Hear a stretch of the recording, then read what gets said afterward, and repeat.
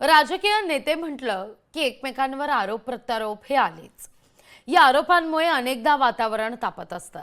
मात्र या आरोपांना होळी आणि धुळवडीच्या चष्म्यातून पाहिलं तर त्याची एक वेगळीच मजा येते। खरं तर हल्ली टीका आणि टीका टिप्पण्या इतक्या टोकाला गेल्या आहेत की सर्वसामान्य माणूस याची खास अशी मज्जा घेत असतो। आज धुळवडीच्या निमित्तानं आपणही पाहूया कोणत्या नेत्यानं आरोपांची पिचकारी धरली आहे आणि कोणत्या नेत्यानं टीकांचे रंग कसे उधळलेत ते। सरकारची टर्म नवीन असली तरी सुद्धा आमची टीम जुनीच आहे। फक्त आमच्या दोघांच्या खुर्च्यांची बदलाबदल झाली। अजितदादांची मात्र फिक्स आहे। दादांचं बरं आहे, नो टेन्शन। तुम्हाला फिक्स ठेवता आले नाही त्याला मी काय करू? पण ठीक आहे, आम्ही आमची रोटेटिंग चेअर आहे। अंडरस्टँडिंग 25 लाख महिलांचं नाव हे जे वगळण्यात येणार आहे, ज्यांना कृषी सन्मान योजना मध्ये त्यांचं नाव होतं, त्यांचं नाव तुम्ही खरंच वगळणार आहात का ते तुम्ही वगळणार नाही असा आमचा तिथं प्रश्न आहे। हे दोन योजना मिक्स न करता तुम्ही जी योजना लाडक्या बहिणीसाठी दिलेली आहे, कारण का इलेक्शनच्या काळामध्ये की 1500 रुपयाचा आम्ही 2100 रुपये हे आमच्या माता भगिनींना तिथं तुम्ही या योजनेच्या माध्यमातून यांना पॉइंटेड उत्तर आम्हाला असावं, तुम्ही ते 2100 रुपये या अधिवेशनामध्ये करणार आहात का करणार नाही असं उत्तर त्या ठिकाणी तुम्ही तिथं द्यावं। निवडणुकीच्या पूर्वी जेव्हा माझी लाडकी बहीण योजना जाहीर केली तेव्हा त्यावेळी किती लाभार्थी आपण होते, त्यानंतर निवडणुकीच्या नंतर जेव्हा सगळे निकष लावण्यात आले, घरात गाडी असेल, दुसरी योजना मिळत असेल, त्यामुळे एक्झॅक्ट आकडा किती आहे, किती लाडक्या बहिणींना अपात्र करण्यात आलं, ज्यांना आधी योजनेचा लाभ मिळत होता आता मिळत नाहीये। आणि तिसरा स्पेसिफिक प्रश्न, सरकारने सांगितल्याप्रमाणे महायुतीच्या वचननामात असल्याप्रमाणे मंत्री महोदयांनी कृपया आम्हाला सांगावं की लाडक्या बहीण योजनेचे 2100 रुपये आपण देणार की नाही, येस ऑर नो। नमो शेतकरी योजना जी आहे याच्यामध्ये त्या ज्या महिला आहेत, माता भगिनी आहेत, यांना 1000 रुपयाचा लाभ मिळत असतो।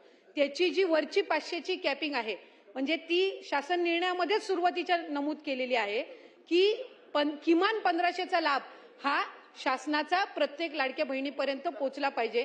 आणि त्यानुसार नमो शेतकरी योजनेच्या ज्या लाभार्थी आहेत त्या साधारणपणे 5.5 ते 6 लाख आहेत, त्यांना या योजनेतून वगळण्यात आलेलं नाहीये, फक्त त्यांना 1000 रुपये हे नमो शेतकरी योजनेतून मिळतात आणि वरचे 500 जे आहेत हे आपल्या लाडक्या बहीण योजनेच्या माध्यमातून मिळत असतात।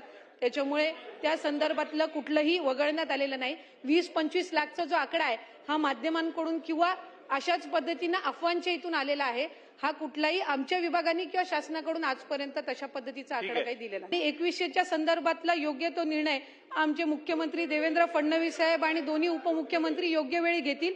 लाडक्या बहिणींची फसवणूक होणार नाही ही दक्षता निश्चितपणाने महायुतीचं सरकार घेईल। माझे संबंध तर सगळ्यांशी चांगले आहेत। मी काही एका ठराविक मर्यादेच्या खाली जाऊन कधी शत्रू पक्षालाही कधी मी टीका करत नाही, कारण करणं योग्य नाही। माझं हे आग्रही मत असतं नेहमी की व्यक्तिगत मर्यादा सोडून कुणावर हल्ले करू नये। त्याने काहीतरी साधन सुचिता राजकारणातली आपण पाळली पाहिजे। जयंत पाटलाबद्दल मी पहिलेच वक्तव्य केलेलं की ते जास्त काळ त्या राहण्याच्या मनस्थितीत नाही आहेत। तुम्हाला एक सांगतो की लवकरच शरद पवारच्या राष्ट्रवादीमध्ये भूकंप येईल। जयंत पाटील हे तुम्हाला अजितदादाच्या राष्ट्रवादीमध्ये सामील झालेले दिसतील। ते आमच्या बाळा नांदगावकर इथे त्या ह्याच्यातनं घेऊन आले, काय ते छोट्याशा कमंडलूमधनं पाणी घेऊन आले, म्हटलं मी नाही पिणार। मी त्या सोशल मीडियावरती बघतोय माणसं तिथे आलेल्या बाया बिया हसतायत आणि बाळा नांदगावकर साहेब गंगेचं पाणी कोण पिईल ते पाणी? चला आत्ताच करोना गेलाय, कोणाला त्याच्याशी काही देणं घेणं नाही। 2 वर्ष झाले तोंडाला फडकी बांधून फिरले आणि तिकडे जाऊन आंघोळ करतायत। ह्यानं तिथे काहीतरी केलं ते मी इथे पितोय।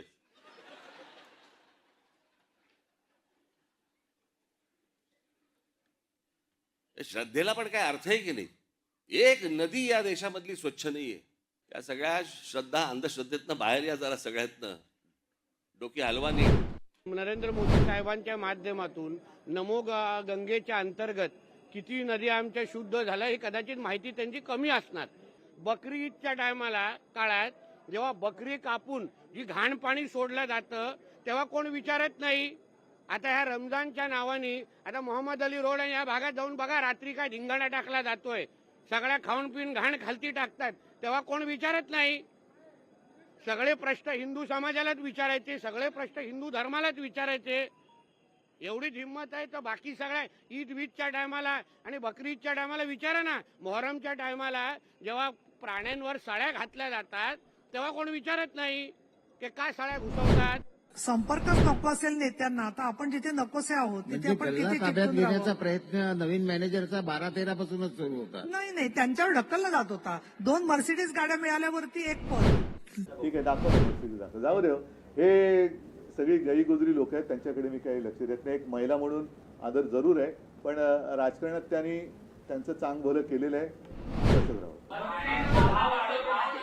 भाव वाढवले नाही मर्सिडीजचे त्यांच्या करता हे काय वापरतात आम्हाला माहिती आहे ना. नाही तुम्ही ऐकलं नाही का? 20 लाख रुपये ज्या कारला आम्ही जास्तीत जास्त घ्यायचो ते आता 30 लाख केलं ना टॅक्स. ते मर्सिडीज.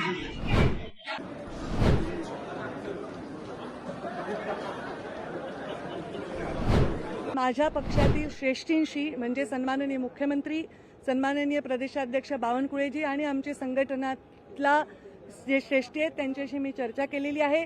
ज्या विषयामध्ये कुठलाही संबंध नसताना माझ्या नावाचा उल्लेख करणं किंवा कुठल्याही टिप्पणी करणं वैयक्तिक पद्धतीने हे त्यांनी करणं अपेक्षित नाही आणि त्यांनी ते करू नये. पक्षाच्या भूमिकांना ठेच पोचू नये म्हणून मी गेले 4-5 महिने नागपूर अधिवेशनापासून ते आतापर्यंत गप्प बसले. पण मी आता पक्षश्रेष्ठींना विनंती केली आहे की त्यांना समज द्यावी. असंच मी त्या पत्रकारांनाही बोलले. त्यांनी अशी हेडिंग दिली की पक्षश्रेष्ठींनी समज द्यावी. मी असं नाही म्हणले, मी म्हणले पक्षश्रेष्ठींना मी विनंती केली आहे की समज. असं आहे. करणार राज्याचे मुख्यमंत्री प्रदेशाध्यक्ष यांच्याकडे करणार. मुख्यमंत्री बावनकुळे सांगितलेलं आहे. मला समज देण्याचं काय कारण? मला समज द्या. मी काय भारतीय जनता पक्षाचा उमेदवार सोडून दुसऱ्या उमेदवाराचा प्रचार केलेला नाही. त्यांनी भारतीय जनता पार्टीचा उमेदवार सोडून दुसऱ्याचा प्रचार केलेला आहे. शिट्टी या चिन्हाचा प्रचार केलेला आहे. मग कारवाई करायची तर त्यांच्यावर कारवाई करा असं माझं मत आहे. मी काय बोललो काल की छत्रपती संभाजी महाराजांचा धर्म बदलण्यासाठी छळ केला गेला. छत्रपती संभाजी महाराजांचा छळ धर्म बदलण्यासाठी केला आणि आमचा पक्ष बदलण्यासाठी केला. याच्यात चुकीचं काय बोललो? याच्यात चुकीचं काय बोललो? आणि तरी देखील आपल्याला वाटत असेल की मी काय चुकीचं बोललो असेल तर तो आपला अधिकार आहे. पण या सभागृहातल्या एका सदस्याने आपल्या नाव शंभू ठेवलंय. घ्या त्याची माफी. पहिले शंभू नाव ठेवलंय. या गुढीपाडव्याला त्याची माफी मागणार काय? कोरटकर सोलापूरकरांचा विचार हा विषय बाजूला काढावा म्हणून हा विषय आलाय. पण तरी पण मी आपल्याला अधिकार देतो. माझ्या शब्दावरती जर काय आक्षेप असेल तर आपल्याला अधिकार आहे तो शब्द काढून टाकावा. राज्यपालाच्या अभिभाषणावरती मी जो काही शब्द वापरला की पिजन होलचा मराठी अर्थ मी वापरला. आता आपण मला शब्द सांगावा. Pigeon hole. मी 20 वर्ष या सभागृहात आहे. 20 वर्षात हा शब्द हा इथे रुळलेला आहे. त्याचा मी मराठी तलता गेला. आपल्याला जर योग्य शब्द वाटत असेल तर तो शब्द टाका आणि माझा शब्द काढून टाका. याच्यापेक्षा काय वाईट काय? आणि त्यामुळे शंभू राजे हे माझं दैवत आहे. शंभू राजेंचा अपमान माझ्याकडनं आयुष्यात कधी होऊ शकत नाही. ते माझं दैवत आहे. यांनी तर राज्यपालांच्या अभिभाषणात शंभू राजेंचं नाव पण छापलेलं नाहीये. त्याच्यामुळे काय सांगतायत? माफी कशाला मागा? नेमका यांच्या छळ झाला त्याची व्याख्या काय? स्वतः लोकांची घरं तोडण्यासाठी हे तक्रारी करतात.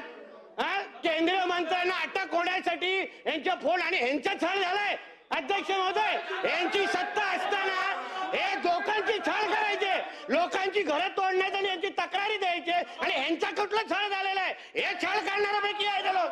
हे कुठला संभाजी महाराजांना तक्रार करतात. मुंबईची एक भाषा नाही, मुंबईच्या अनेक भाषा आहेत,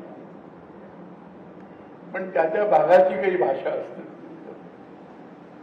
तर घाटकोपर परिसराची भाषा गुजराती आहे. गिरगावमध्ये हिंदी बोलणारे कमी मिळतील, मराठी बोलणारे. त्यामुळे मुंबई सोपं आहे की येणाऱ्या माणसाला मराठी शिकलं पाहिजे असं नाही. त्यामुळे बहुतेक दीपकची पण मराठी शिकले नसावे असं काही वाटतं. अनाजी पंत जोशी घाटकोपरमध्ये बडबडून गेले की घाटकोपरची भाषा ही गुजराती आहे. अहो, तुमच्या बापांनी नाही दिली आम्हाला मुंबई. मुंबई मराठी माणसांनी लढून बलिदान करून मिळवलेली आहे. झटका मटन साठी मल्हार सर्टिफिकेशन हा एक नवीन संकल्पना आज आम्ही हिंदू समाजासाठी आणतोय.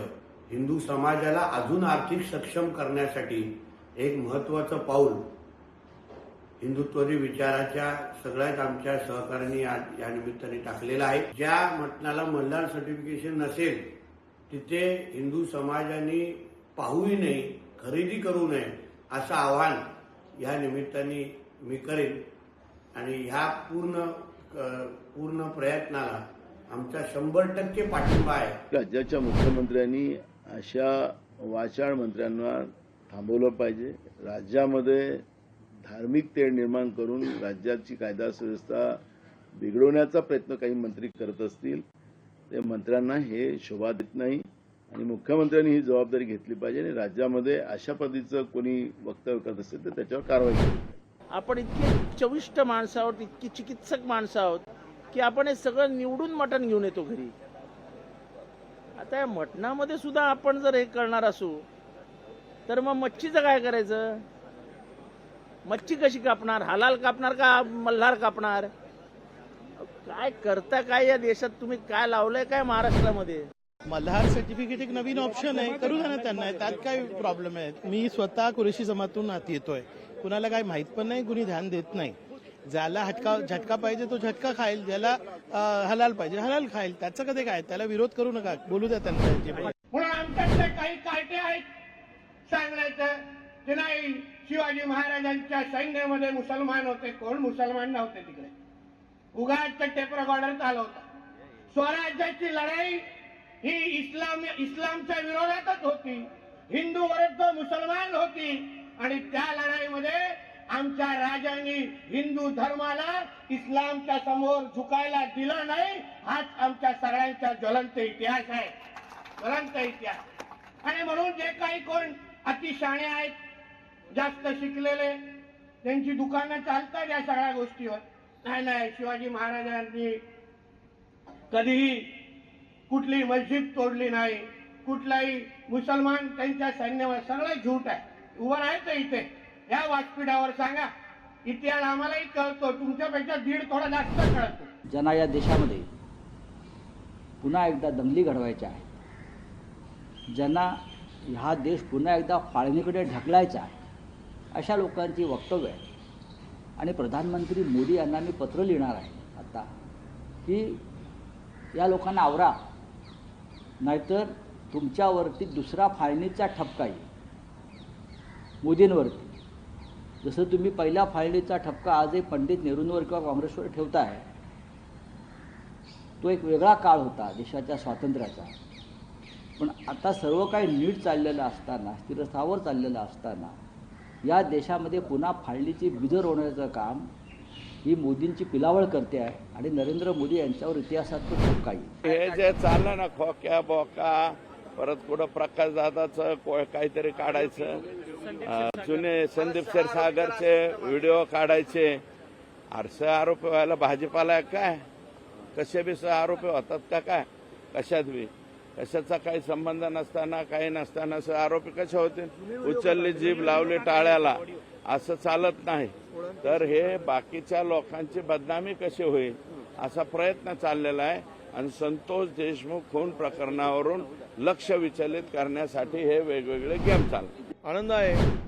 खोके भेटले की खोक्यामागचे बोके कोण आहेत ते पण शोधावेत. आणि इकडे जे बाकाचा आकाश शोधला तसा खोक्याचा बोक्या शोधावा, म्हणजे आनंद होईल. ते सगळं कुठून आणलेत पैसे, बंडल कुठून येतात, सोन्याचा खजाना कुठून येतो, कोणाचा आशीर्वाद आहे, सगळं शोधण्याची आवश्यकता आहे. शोधलं पाहिजे. मैं एक ही बात बोलूँगा, औरंगजेब के ज़माने में भारतवर्ष जो है सोने की चिड़िया था. हमारी सरहद जो है अफगानिस्तान बर्मा तक बढ़ी हुई थी, समझा आपने. और इसी को देख के अंग्रेज यहाँ आया था. एक इंसाफ पसंद बादशाह था वो.